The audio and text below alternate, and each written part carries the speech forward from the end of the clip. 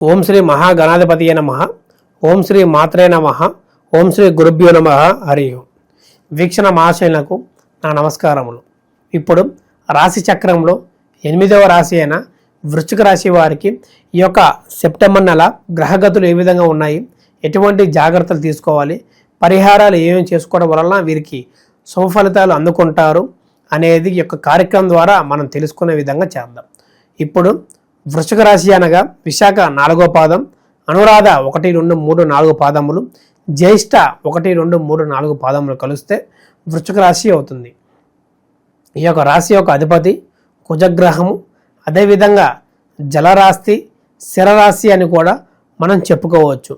ఈ యొక్క రాశి వారికి ముఖ్యంగా లక్షణాలు చూడగలిగితే వ్యూహబద్ధమైన ఆలోచనలు లేదా తెలివితేటలు చాలా వరకు ఎక్కువగా వీరికి ఉంటాయి. వీరు ఎదిగేదానికంటే అవతల వారిని తొక్కి లేవాలి అనే విషయాల్లో వీరు ఎక్కువగా ప్రాధాన్యత చూపిస్తూ ఉంటారు.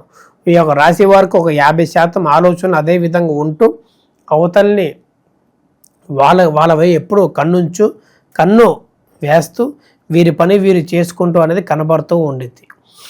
అది మంచిది కాదని మనం చెప్పుకోవచ్చు. ఆ ఒక ఆలోచనలు ఏదున్నా సరే అధిగమించుకొని మీ పని మీరు ఏదో చేసుకుంటూ ముందుకు వెళ్ళటం అంటే మీకు మంచి సుఫలితాలు కూడా కలుస్తూ ఉంటాయి.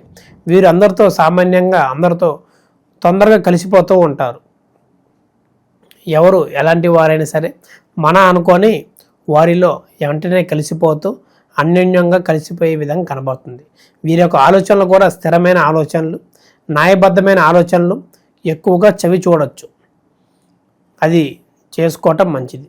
ఈ యొక్క రాశి వారికి ఈ యొక్క నెల చూడగలిగితే ప్రేమ విషయాల్లో ఎన్నో ఇబ్బందులు, ఆటంకాలు, ఇద్దరి మధ్యలో కలహాలు రావటం, మన అనుకున్న వాళ్ళ స్నేహితుల నుంచి ఎన్నో విభేదాలు, ఇద్దరు ఉండటం, అన్యోన్యంగా ఉండటం నచ్చకపోవటం వలన లేనట్టు లేనిది ఉన్నట్టు చెప్పటం వల్ల కూడా వీరిద్దరికీ అండర్స్టాండింగ్ లేకుండా ఈ యొక్క పురుషుడు కానీ స్త్రీ కానీ చేసుకోలేక ఈ యొక్క బ్రేకప్ విషయంలో అయిపోతాం. అయిన తర్వాత 1 నెల 2 నెలలకి ఇద్దరు చాలా మనోధైర్యాన్ని కోల్పోయి ఎంతో ఇబ్బంది పాలయ్యే విషయం కనబడుతుంది. తర్వాత ఎవరు చేశారు ఏమిటి తెలిసి కూడా ప్రయోజనం లేకుండా ఆ స్త్రీ అయితే వేరే వాళ్ళతో వివాహ విషయంలో నడుచుకుంటూ లేదా ఈ పురుషుడు చాలా ఇబ్బంది పడుతూ మనోధైర్యాన్ని కోల్పోయి మనశ్శాంతి లేకుండా ఇతను బాధపడుతూ ఇంట్లో వాళ్ళని బాధపడుతూ ఎంతో ధైర్యాన్ని కోల్పోయే విధంగా కూడా జీవితాంతం అక్కడే బరబాద్ అయ్యే విషయం కనబడుతుంది ఈ నెల. అది జాగ్రత్త చేసుకొని ఒకవేళ మీ ఇద్దరి మధ్యలో నిజమైన ప్రేమగా ఉండగలిగితే ఎవరి మాట నమ్మకుండా వీరికి నచ్చింది చేసుకుంటూ నచ్చినట్టు ఉంటూ తొందరగా వివాహం చేసుకునే స్థితిలోకి వెళ్ళండి. లేకపోతే ఒక మధ్యవర్తి వల్ల మీ ఇద్దరు ఎంతో ఇబ్బంది పాలే విషయం కనబడుతుంది. కాబట్టి జాగ్రత్తగా ఉండటం మంచిది. అదేవిధంగా రైతులకి మరియు రాజకీయ నాయకులకు కూడా ఈ నెల మొత్తం మంచి గడియలు అనేది మొదలవుతాయని చెప్పుకోవచ్చు. ఈ యొక్క రాజకీయ నాయకులకి మంచిగా ఉంది, కానీ రైతులకి కొంత పంట నష్టం అనేది కనబడుతున్నది. ఈ యొక్క భారీ వర్షం కారణంగా వీరు ఎప్పటి నుంచో వేస్తున్న పంట కానీ లేదా వారి దగ్గర పనిచేస్తున్న వారు కానీ ఎంతో శ్రమించినా సరే ఆ ఒక పంట చేతికి అందకపోవటం, వీరు ఎంతో డబ్బును కోల్పోవటం, మనోధైర్యాన్ని కోల్పోయి కుటుంబం కూడా రోడ్డున పడే విషయంగా కనబడుతున్నది. రైతులు జాగ్రత్తగా ఉంటూ ముందుగా వాటికి ఆనకట్ట లాంటిది చూసుకొని ముందు జాగ్రత్తలు చేసుకోవటం, ఇద్దరికంటే ఇంకో నలుగురిని పనులను పెట్టుకొని చక్కచక్క ముందే ఒక పంటను అమ్మే ప్రయత్నం చేసుకోండి. రాజకీయ నేతలు కూడా ఈ యొక్క నెల మొత్తం మంచి శుభ ఫలితాలు కలుగుతాయని చెప్పుకోవచ్చు. వీరిలో చాలామంది గుంట నక్కలు మన ముందు మంచిగా ఉంటూ మన వెనక గోతులు తీసే ప్రయత్నంగా ఈ యొక్క రాశి వారికి ఈ యొక్క సెప్టెంబర్ నెల మొత్తం కనబడుతుంది. కాబట్టి వాటిలో జాగ్రత్తలు చేసుకొని ముందుకు వెళ్ళి ఎవరు మంచి ఎవరు చెడు అనే విధంగా ముందుకెళ్ళటం వల్ల కూడా వీరికి శుభ ఫలితాలు కలుగుతాయని చెప్పుకోవచ్చు. మరియు వివాహ విషయంలో ఎవరైతే బాధపడుతున్నా, ఎవరైతే వివాహం కావట్లేదని ఇబ్బందులు ఉన్నా సరే ఈ నెల మొత్తం కొంత శుభ ఫలితాలు వీళ్ళకి కలుగుతాయని మనం చెప్పుకోవచ్చు. ఎప్పటి నుంచో రాకపోతున్న వివాహ ప్రయత్నాలు కూడా, వివాహ సంబంధాలు కూడా 1-2 పుంజుకు రావటం, వచ్చిందల్లా ప్రతి దానికి వంకలు పెట్టడం కాకుండా మనకి నచ్చితే చేసుకోవటం అనేది చేసుకోండి. మాకు పిన్నికి నచ్చలేదు, బాబాయికి నచ్చలేదు, ఆ తల్లిదండ్రులకు నచ్చలేదు కాకుండా పెళ్లి కొడుకు అయితే పెళ్లి కూతురికి నచ్చాలి, పెళ్లి కూతురు అయితే పెళ్లి కొడుకు నచ్చేలాగా ఇద్దరు మనసులు కలిసి ముందుకి ప్రయాణించేలాగా వీరి జీవితం అనేది ఉండాలని కోరుకుంటున్నాము. మరియు ఎప్పటి నుంచో ప్రయత్నిస్తున్న ఇంటి లోను కడదామనుకున్నా సరే, అమ్ముదామనుకున్నా ఆగిపోయిన పనులు కూడా ఈ యొక్క నెల ముందుకు పుంజుకుంటూ వీరికి ధనపరంగా లాప్తి కలుగుతుందని మనం చెప్పుకోవచ్చు. వచ్చిన ధనాన్ని వృధా చేయకుండా 1-2 సార్లు చూసుకొని ఖర్చు పెట్టుకోవడం వంటిది చేసుకోండి. ఈ యొక్క రాశి వారికి మనం చెప్పదగిన సూచన, ఒక 5 శనివారములు శివాలయంకి వెళ్ళి శివాభిషేకం చేసుకుంటూ కొబ్బరికాయని సమర్పించి పాలతో అభిషేకం చేయటం వలన వీరికి అన్నింటో శుభ ఫలితాలు కలుగుతాయని మనం చెప్పుకోవచ్చు. ఇప్పుడు మనకి రాబోయే ఈ యొక్క సంవత్సరం 2వ చంద్రగ్రహణం ఎప్పుడు, ఎలా, ఎటువంటి జాగ్రత్తలు తీసుకోవాలి మనం ఇప్పుడు తెలుసుకుందాం.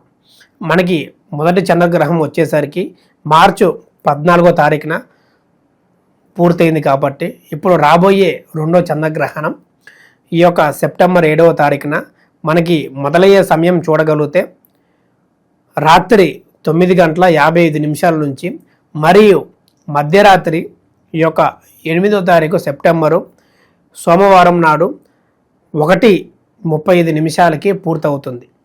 మనకి ప్రారంభమయ్యే రోజు చూడగలిగితే శుక్లపక్షము ఆదివారము, శతభిష నక్షత్రము కుంభరాశిలో ప్రారంభమయ్యి మరియు సోమవారం 8వ తారీఖున ముగిసే విషయం కనబడుతుంది.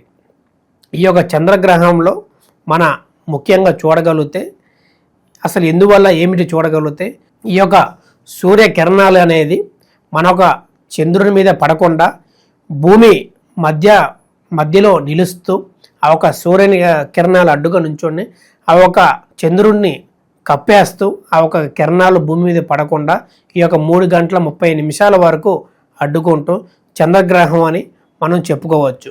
ఈ యొక్క చంద్రగ్రహం నాడున ఎక్కువగా గర్భిణీ స్త్రీలు లేదా వృద్ధులు జాగ్రత్తగా ఉంటూ నిద్రిస్తూ లేదా శ్లోకాలని పఠిస్తూ చేయటం వల్ల కూడా జరుగుతున్నది. ఈ యొక్క చంద్రగ్రహం వలన ఎటువంటి ప్రమాదం లేదా రాసులకి ప్రమాదం అనేది చాలామంది చెబుతూ ఉంటారు.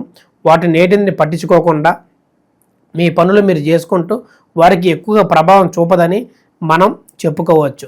ఈ యొక్క గ్రహణం దాదాపు చూడగలిగితే 3:30 వరకు ఉంటుంది కాబట్టి ఈ యొక్క 9-9:30 వరకే నిద్రిస్తే ఎటువంటి ఇబ్బంది లేదని చెప్పుకోవచ్చు.